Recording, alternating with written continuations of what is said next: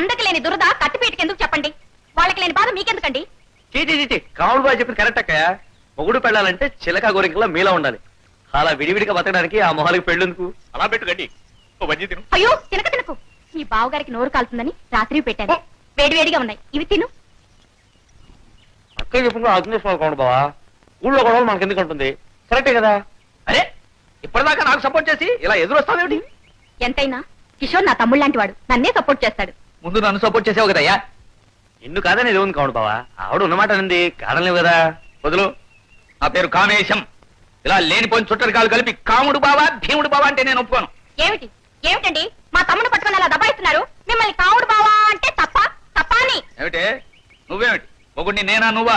మేసాలు లేని ఘటోత్కచులాగా మీదకి వస్తున్నావు. పడతావా? అమ్మో కట్టుకున్న ఆడదాన్ని పట్టుకుని పబ్లిక్ గా అంత మాట అంటారా? కట్టుకున్న దాన్ని పట్టుకోక పరాయి దాన్ని పట్టుకుంటే పళ్ళు రాలగొడతారే నేను. నన్నా